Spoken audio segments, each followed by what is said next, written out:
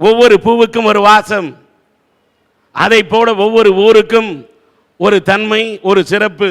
இந்த மார்த்தாண்டத்தின் சிறப்பு என்ன என்று எண்ணி பார்த்தால், இந்தியாவின் தென் கோடியிலே இருப்பது கன்னியாகுமரி, தமிழகத்தின் தென்முனை என்று சொல்லலாம்.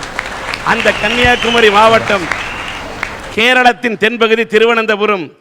இந்த கன்னியாகுமரியையும், அதாவது தமிழகத்தின் தென்பகுதியும் கேரளத்தின் தென்பகுதியும், இரண்டு மாநிலங்களையும் இணைக்கும் பாலமாக, எழில் கோலமாக இருக்கக்கூடிய பகுதிதான் இந்த மார்த்தாண்டம் என்று சொன்னால் மிகையாகாது. இரண்டு எல்லைகளை இணைக்கின்றது. இரண்டு நெஞ்சத்து முல்லைகளை இணைத்தாலே திருமணம் என்று சொல்லுகிறோம். இரண்டு மாநிலங்களின் எல்லைகளை இணைக்கக்கூடிய பாலமாக இருக்கக்கூடிய மார்த்தாண்டம் புகழ் பெற்றதா இல்லையா என்பதை நீங்களே எண்ணி பார்க்க வேண்டும். அப்படிப்பட்ட மார்த்தாண்டம் எப்படி என்று சொன்னால், ராமாயணம் என்று சொன்னால் காண்டம், உலகம் என்று சொன்னால் கண்டம், அதிலே அக்னி என்று சொன்னால் அது அக்னி குண்டம். இங்கே படிக்காமலே யாரும் இல்லை தண்டம் என்று மார்த்தட்டக்கூடிய மார்த்தாண்டம் என்று சொன்னால் மிகையாகாது என்று சொல்லக்கூடிய அளவுக்கு படித்தவர்கள் நிறைந்த பகுதி. எப்படி தமிழ்நாட்டிலேயே அத்தனை மாவட்டங்களில் 189 விழுக்காடு, 89% படித்தவர்கள் நிறைந்த பகுதி எது என்று கேட்டால் குமரி மாவட்டம் என்று சொல்வார்கள். அந்த குமரி மாவட்டத்திலே அற்புதமான அறிவாளிகள், சிந்தனையாளர்கள் நிறைந்திருக்கும் மார்த்தாண்டம் என்று சொன்னால் மிகையாகாது. அப்படி படித்தவர்கள் நிறைந்த பகுதி. அது மட்டுமல்ல, உலகத்திலேயே மிக பிரசித்தி பெற்ற, புகழ்பெற்ற ரப்பர் உற்பத்தி செய்யக்கூடிய இடங்களில் முக்கியமான இடம் இந்த மார்த்தாண்டம் என்பதை யாரும் மறந்துவிடக் கூடாது. அது மட்டுமல்ல, மான் என்றால் ஓடும், தேன் என்றால் இனிக்கும். இந்தியாவிலேயே மிக சுத்தமான சுவையான தேன் கிடைக்கக்கூடிய, உற்பத்தி செய்யக்கூடிய இடம் மார்த்தாண்டம். அது மட்டுமல்ல, கர்ம வீரர் காமராஜர் ஏழை எளியவர்களுக்கு படிப்பை வாரி வழங்கி இலவச கல்வி தந்த அந்த கோமகன், அந்த காமராஜர் அவர்களால் பாசனத்துக்காக கட்டப்பட்ட அந்த தொட்டி பாலம், இரண்டு மலைகளை இணைக்கக்கூடிய பாலம், இந்திய ஆசிய கண்டத்திலேயே மிக நீளமான பாலம், ஆசியாவிலேயே மிக உயரமான பாலம், 1204 அடி நீளம், 104 அடி உயரம்.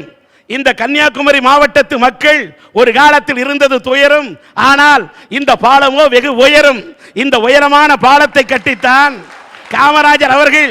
அந்த தொட்டி பாலம் இருக்கும் மாத்தூர் மார்த்தாண்டத்துக்கு அருகாமையில் இருக்கிறது. கோதையாறு மின்திட்டம், அந்த கோதையாறு மின்திட்டத்திலே அதிகமான மின்சாரத்தை உற்பத்தி செய்யக்கூடிய அந்த கோதையாறு மின்திட்டம் இருக்கக்கூடியதும் இந்த மார்த்தாண்டத்துக்கு அருகில் என்று சொன்னால் மிகையாகாது. அது மட்டுமல்ல, இந்த மார்த்தாண்டத்தை சுற்றி பிரசித்தி பெற்ற 12 சிவாலயங்கள், அது மட்டுமல்ல, மண்டைக்காடு பகவதி அம்மன் கோவில், பீர் முகமது ஹொல்லியுல்லாவுடைய தர்கா, எல்லாவற்றுக்கும் மேலாக தமிழகத்திலேயே மின்விளக்கு அலங்காரத்துக்கென்று பெயர் பெற்ற CSI சர்ச் இருக்கக்கூடியதும் இந்த பகுதியில்தான். இப்படி இந்த மார்த்தாண்டத்தின் அருமைகளை, பெருமைகளை நான் சொல்லிக் கொண்டிருந்தால் நேரம் போதாது என்ற காரணத்தால் இத்தனை அருமை பெருமை நிறைந்த இந்த மார்த்தாண்டத்திலே இன்றைக்கு இந்த அரட்டை அரங்கத்தை நடத்துவதிலே மிக்க மகிழ்ச்சி அடைகின்றோம். இன்றைக்கு என்ன தலைப்பு? இன்னும் புரிந்து கொள்ள முடியாத, புரிந்து கொள்ளப்படாத உறவுகள் எவை? ஆண் பெண், முதியோர்கள் இளைஞர்கள், மாமியார் மருமகள், அரசியல்வாதி மக்கள். தன்னை புரிந்து கொள்பவனே தரணியை புரிந்து கொள்வான். இந்த 5 தலைப்புகளை கொண்டு இன்றைக்கு மார்த்தாண்டத்திலே தங்களுடைய கருத்துக்களை எடுத்து வைக்க இளம் பேச்சாளர்கள் வந்திருக்கின்றார்கள். வணக்கம் ஐயா. நான் பள்ளிக்கூடத்து வாத்தியார் இல்லையே, உன்னை பெஞ்சு மேல ஏற சொல்லவே இல்லையே. பேச மேய்க்கு பக்கத்துல வச்சுக்கோ. ஐயா, இந்த சின்னோண்டு போய் என்ன பேச போறான்னு பாக்கலீங்களா? ஒரு பெரிய பிரச்சனை பேச போறேன். அது இப்போ இல்ல, அப்புறமா வரட்டுமா? பை.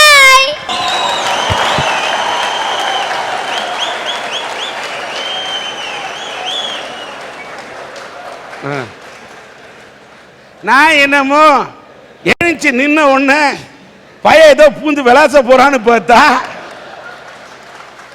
பேசாமலே கைத்தட்டல் வாங்குறேன்னா நீ இதுக்கு முன்னாடி பெஞ்சு மேல தான்டா நின்ன, இப்ப ரசிகரோட நெஞ்சு மேல நின்னுட்டடா.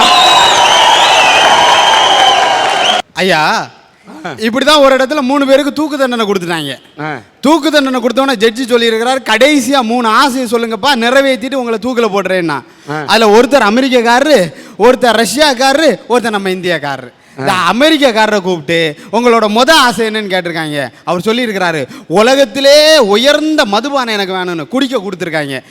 அடுத்த ஆசை என்னன்னு கேட்டிருக்காரு, உலகத்திலே சிறந்த சாப்பாடு எனக்கு வேணும்னு சொல்லி இருக்கிறாரு, அதுவும் கொடுத்துருக்காங்க. 3வது ஆசை என்னன்னு கேட்டிருக்காரு. அவர் சொல்லி இருக்கிறாரு, என் நாட்டோட முன்னாள் ஜனாதிபதி ஆபிரகாம் லிங்கனோட சமாதி பக்கத்தில் என்னை புதைச்சிருங்கன்றாரு. தூக்கி புதைச்சிட்டாங்க.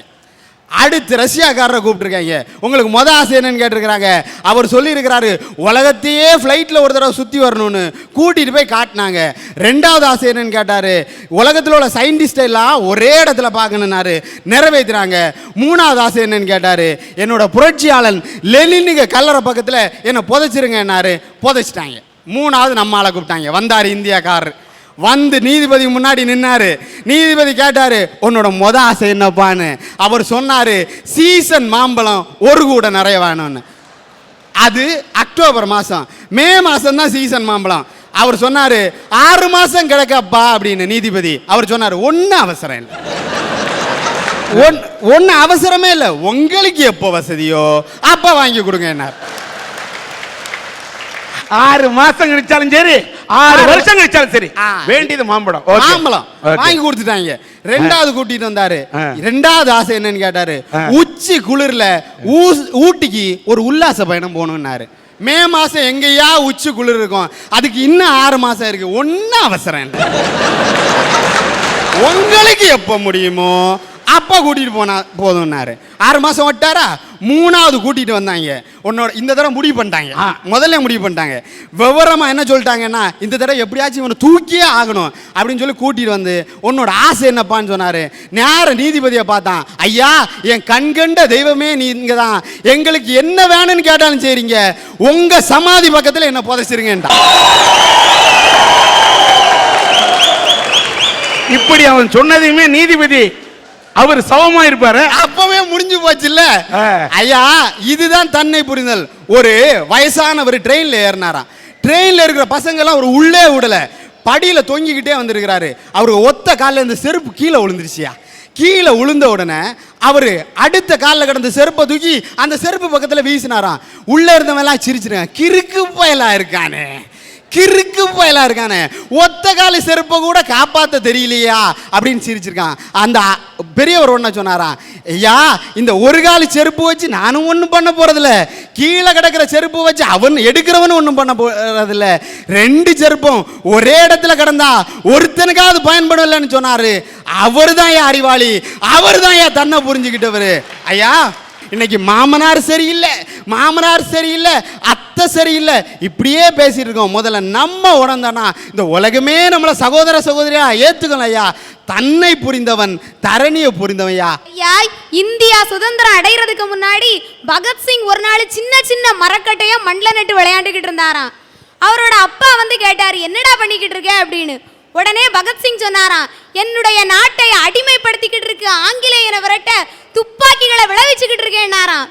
பகத்சிங்கோட அப்பா சொன்னாரு, நீ ஒரு நல்ல விடுதலை போராட்ட வீரனா வருவடான்னாரு. பகத்சிங்கும் விடுதலை போராட்ட வீரனா வந்தாரு. நான் இன்னைக்கு சொல்றேன், அன்னைக்கு ஒரு பகத்சிங் இருந்தாரு, இன்னைக்கு எத்தனையோ பகத்சிங் மாதிரி இளைஞர்கள் இருக்காங்க. எத்தனை அப்பாக்கள் தட்டி கொடுக்குறீங்கன்னு கேட்கிறேன். ஐயா, இன்னைக்கு வேலைக்கு போன்னு சொல்றாங்க. இன்னைக்கு அரசாங்க வேலை கிடைக்கிறதுங்கிறதும் நாய்வால நிமித்த முடியாதுங்கிறது ஒண்ணு. இன்னைக்கு ஒரு வேலை வாய்ப்பை தேடி போனோம்னு வச்சுக்கோங்களேன், அது முட்டாள்தனம். கிடைச்ச வேலையை செஞ்சோம்னா அது சாமர்த்தியம். ஆனா தானே ஒரு வேலை வாய்ப்பை உருவாக்குறோம் பாத்தீங்களா, அதுதான் புத்திசாலித்தனம். இன்னைக்கு என் இளைஞன் சொல்றான், நான் சுய தொழில் செஞ்சு முன்னுக்கு வரேன்னு. ஆனா இந்த பெரியவங்க என்ன தெரியுமா சொல்றாங்க, நீ பாட்டுக்கு சொந்தமா தொழில் செய்யாத, நஷ்டம் வந்தா உன்னால மேனேஜ் பண்ண முடியாதுன்னு. ஆடு மேய்ச்சா கூட நீ அரசாங்கத்துக்கு மேய்ங்கிறாங்க. ஐயா, இப்படி இருந்தா எந்த இளைஞன் முன்னேறுவான்? ஐயா, எங்க வீட்டு பக்கத்துலயும் ஒரு பையன் சுய தொழில் தொடங்குறேன்னு அப்பாட்ட 1 லட்சம் ரூபா வாங்கியிருக்கிறான். ஐயா, 1 லட்சம் ரூபா வாங்கி எல்லாம் முடிச்சிட்டு அவர் வருமானம் வரும்னு எதிர்பார்த்து இருந்திருக்காரு. ஒரு வருஷம் கழிச்சு வீட்டுக்கு போலீஸ் தான் வந்திருக்கு. என்னன்னு பார்த்தா சொந்தமா இறக்கி சொந்தமா வடிச்சு சொந்தமா வித்துருக்கான், சாராயம் காய்ச்சிருக்கான். ஐயா, இப்படிப்பட்ட பிள்ளைங்க இருக்கிறதுனால தான் பெத்தவங்க என்ன நினைக்கிறாங்க, சுயதொழில் செய்தா பிள்ளை கெட்டு போயிடும் நினைச்சு காசு கொடுக்க மாட்டேங்கிற. அதை தப்பா புரிஞ்சுக்க கூடாது. ஐயா, அரசாங்கம் செஞ்சா தப்பு இல்லங்கிறீங்க, ஏன் இளைஞன் செஞ்சா மட்டும் ஏன் தப்பு கண்டுபிடிக்கிறீங்க? ஐயா, இன்னைக்கு இளைஞன் ஊரை சுத்துறான்னு அத்தனை பேரும் பெரியவங்க அவ்வளவு பேரும் சொல்றாங்க. நீங்க வர்ற வழியில பாத்திருப்பீங்க காத்தாடி எனி டைம் சுத்திக்கிட்டே தான் இருக்கும். ஆனா அதனால ஒரு வருமானம் கிடைச்சிக்கிட்டே இருக்கும். அதே மாதிரி தான் எங்க இளைஞர்களும் ஊரை சுத்துற மாதிரி தெரியும். ஆனா